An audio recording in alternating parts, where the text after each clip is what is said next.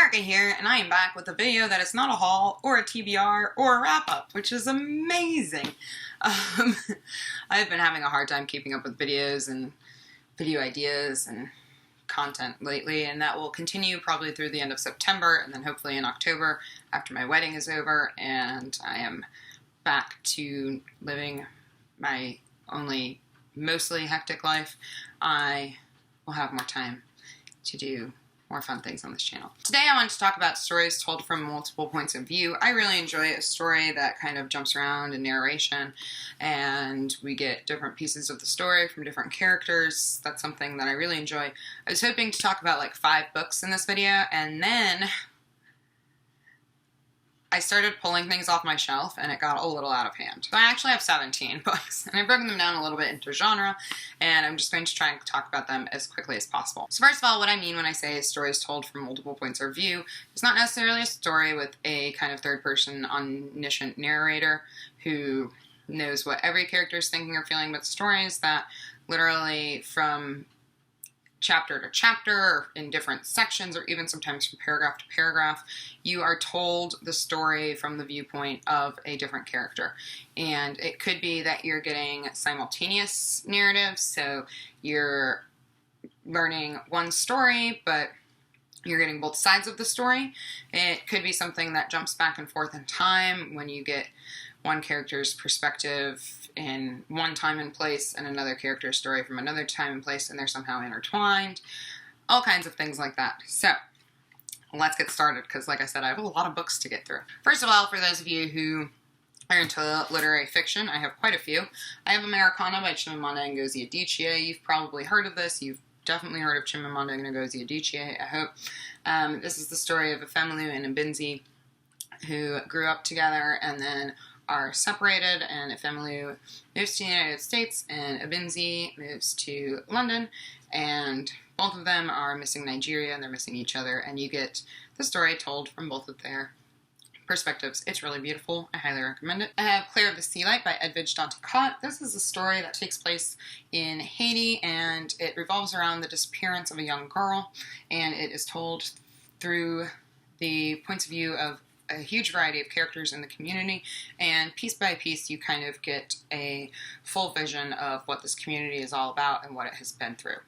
Again, I have a full review of this, so check that out. The Elegance of the Hedgehog by Merle Barberry juxtaposes the narratives of the concierge in an apartment building in Paris and one of the young residents who lives there, and they become friends and find out that they have a lot in common. This is a book I was very intimidated by and ended up enjoying a lot.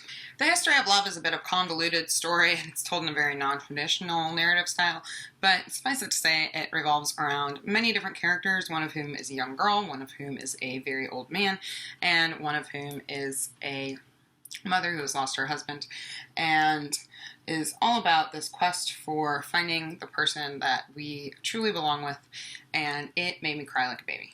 White Teeth by Zadie Smith follows 2 separate families and their children in London. It deals with all kinds of issues of race, of familial relationships, of class, and of misplaced culture. And again, can't recommend this highly enough, as you may be able to tell by all my sticky tabs. Trainspotting by Irvine Welsh is kind of a cult classic, and I'm sure you've either heard of it, read it, or seen the movie. And this again jumps around through all different narrators, most of whom are struggling with drug addiction. It is not for the faint of heart. There are some pretty graphic scenes in here, but it is very interesting. Also, it is written in a Scottish dialect and is a tiny bit hard to read when you first start if you're not familiar with said dialect, but once you get into it, it gets much easier. The Hours by Michael Cunningham is one of my favorite books of all time. It's a beautiful story of 3 different women who are all in some way connected to, or who are, Virginia Woolf. And if you have read Mrs. Dalloway, you should read this. You should definitely read them in juxtaposition in some way, but this story will break your heart. The Hours is kind of a nice segue to my next kind of genre, which is historical fiction. First I have In the Time of the Butterflies by Julia Alvarez. This is historical fiction about 4 sisters known as Las Mariposas in the Dominican Republic who are fighting to bring down Trujillo's dictatorship, and you get different bits of the story from all four sisters. It's really wonderful. It can really shine light on some issues in the Dominican Republic if you're not familiar with them, although do keep in mind that it is historical fiction.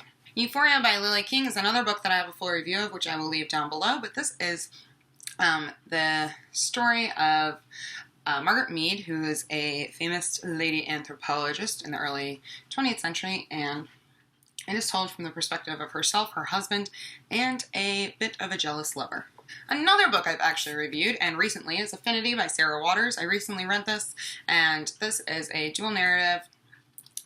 You get the perspective of Selena Dawes, who's a mystic, and a woman called Margaret Pryor, who is visiting Selena Dawes in prison and who is mentally unwell. Highly recommend this if you're a fan of historical fiction and also like a little bit of kind of supernatural ghost story elements to your fiction. Let the Great World Spin is a novel I don't talk about nearly enough. This is by Colin McCann, and it takes place in New York City through multiple generations. One story is the story of the man who walked the tightrope between the Twin Towers. Then you get the depiction of a pair of Irish brothers who've come to live in the country, and it just kind of jumps all over the place, but all the characters' lives are intertwined, and it's really, really beautiful. The last category is science fiction, fantasy, and fabulous fiction. I have one fabulous fiction book. I'm sure there are many others on my shelves. This is just the one that spoke to me. That is The Enchanted by Renee Denfeld. This is the story of a lot of different people, but mainly a prisoner who has been sentenced for doing something horrible, which we don't know what it is at the beginning. It jumps all over the place. It was one of my favorite books of 2014, so I highly recommend you pick it up. It's really beautiful. Trigger warning, there are images of graphic sexual violence in this book. I recently read and adored Arcadia by Ian Pears, which takes place in multiple fantasy worlds over multiple time periods and involves something like 13 characters, and it's just a really sweeping, really wonderful fantasy, reminiscent of things like Alice in Wonderland, Shakespeare, The Chronicles of Narnia, and His Dark Materials. The Book of Strange New Things is told from the perspective of a husband and wife. The wife is on Earth, and her husband travels as a missionary to a settlement on a new planet and preaches the gospel of Jesus to the alien species that lives there. This is a book that a lot of people have very varied opinions about. I personally really enjoyed it, and I think you should check it out. Again, I have a full review of this that I will link down below. All the Birds in the Sky is another pretty recent read for me, as well as having dual narratives of two different childhood friends who grow up to do different great things in the world. There's also this duality between science and fantasy that are clashing in a world that is being torn apart by natural disaster. And lastly, I have The Fifth Season by N.K. Jemisin. Again, I have a full review of this, which I will link down below. This has been one of my favorite books so far this year, and it follows the story of 3 different women, all of whom have the power to kind of interact with the earth on a very deep level and can do things like quell earthquakes and cause volcanic eruptions. This is fucking amazing. Please go read it. So, that is a very large stack of books told through multiple points of view to get your brain turning and probably take you down a rabbit hole. So, if you have any recommendations for me of books that you really love that are told through multiple characters' points of view, please let me know. I have probably at least double this amount. These are books that I was particularly fond of, which is why I decided to show them in this video. And that is all for today. Thank you for watching, and I will be back soon. Bye!